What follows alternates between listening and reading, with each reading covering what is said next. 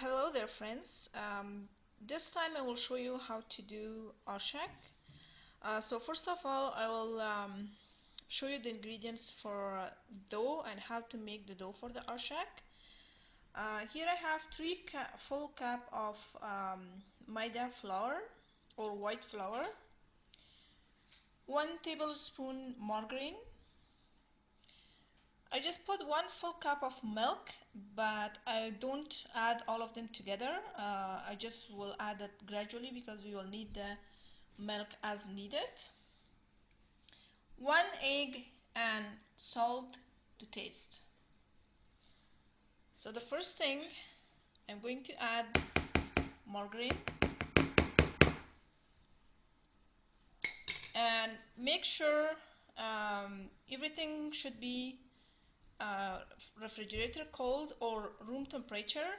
We don't want hot milk or warm milk for making the dough, because as I said, if you use hot things for the dough for cookies and Aashak, it will make the dough really less strength and look like really soft, which we cannot use it and press it with the machine.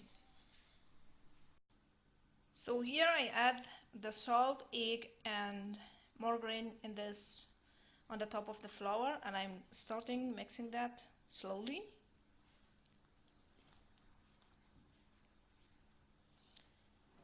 Because we don't want the flour to be dust all around and make your cleaning things a big job for you. So now once the margarine and egg is totally disappeared in the flour, I will add the milk a little bit slowly.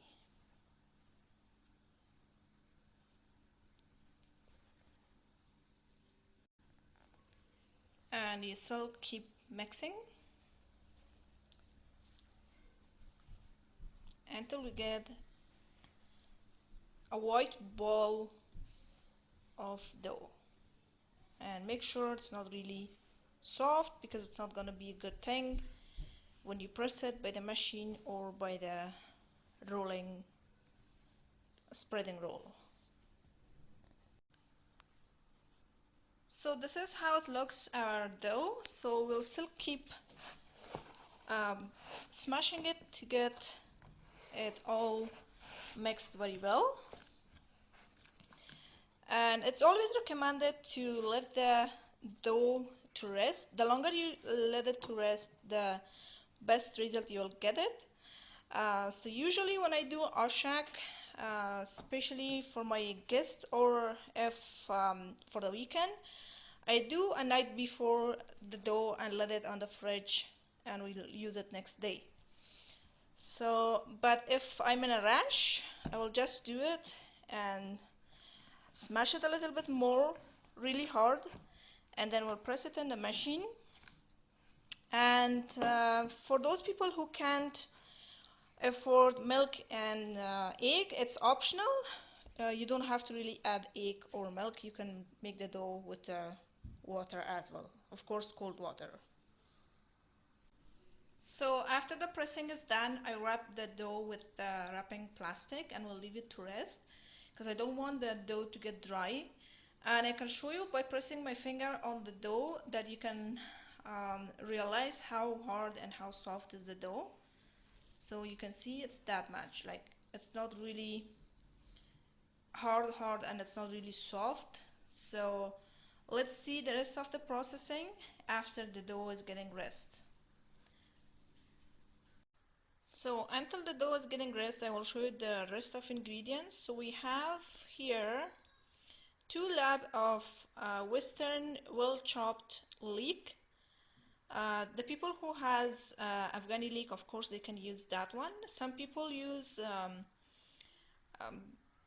green onion with coriander and spinach, but I don't use that one because they're not really resistant with salt and with the heat. So as soon as they get heat, they will press down. So that's why I use the Western leek always. 250 gram well cooked keema with chopped grape tomato. I didn't well chop the grape tomato because I don't want it to dissolve. I want it to be appear a little bigger and red on the top of my Aashak because I want it to look nice and decorative. And boiled chickpea. You can do it at home or you can get it the cans from stores. And 500 gram dried yogurt or chaka or mustard chakida with garlic paste. So we're gonna mix this chaka with the garlic paste very well, and of course you will add salt as taste. And before we start, we will mix the leek with salt as to taste, dry pepper if you want, and a little bit of margarine to give moisture to the leek. So after we mix the chaka, I want it how it looks like that much soft and that much thick, because we don't want it really waterish. And then press it a little bit with your hands, and make sure always keep a little bit of flour close by your hand in case if you need to use it, because you don't want it to stick it on the surface or on the cutting board. So after you press it a little bit, we will put it in the pressing machine here to make it more nice and really spread it. But if you don't have this one, you can use the spreading roll as well, as traditionally in back home they used to do that with spreading roll. So now I'm going to put this in this machine. You can use whatever degrees, but we want it to really be narrow. So I'm going to put it from 2, and then another one.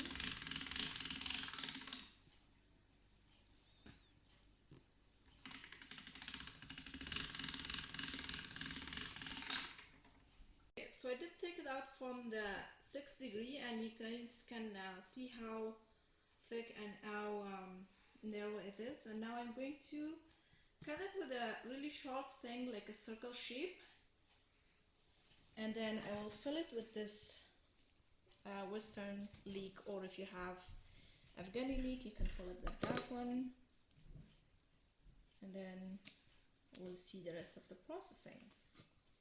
It needs a little bit of more time, but it's really one of the delicious traditional Afghan food.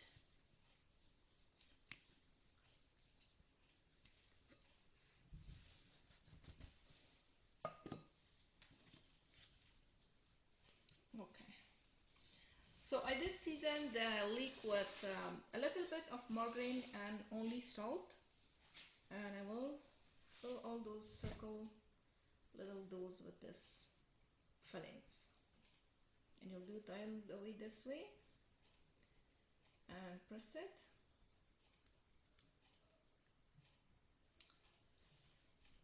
And then you can place it on a greased pan or in a greased mantu or steamer. So I already greased that, and I will place it here. And after it's all full, we will place it on the oven to boil it for at least 20 minutes, not more than 20 minutes, because it's not good for the leeks. It's going to be really die in the heat. That way you're going to put the filling inside and press it a little bit with this finger down and bring the two sides together and make sure it's really tying it up together. So this way you can put it here. You can make it in a different shape. Some people like to do it like mantu, and some people like to do it like a surrounding, but it's up to you. But traditionally, coming for long years, this is the most common shape for Aashak, but some people, especially northern people in Afghanistan from Mazar or Uzbek people, they like to do it like this. This is not bad too. It has the same taste though. So here, both of our stage of this steaming dish has been filled. Now I'm going to put that on the stove and let it to boil for 20 minutes only. So after the boiling, it's ready to go on the platter for serving. So now I did greased my platter with the chakka which I made, and now I'm going to put the aashak in that one.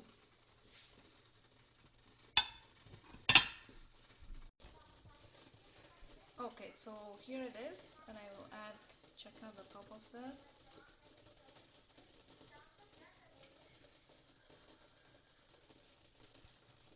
So I'll add dried mint on the top, and if you love spicy one, so you can add chili, red pepper,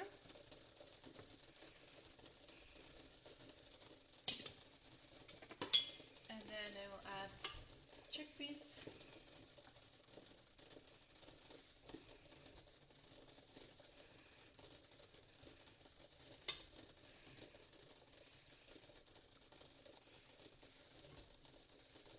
and the last one, our decoration piece of grape tomato with little meatballs.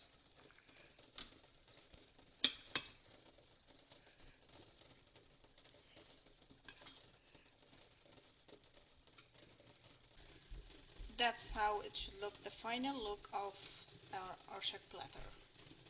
Um, Thanks for watching and enjoy eating.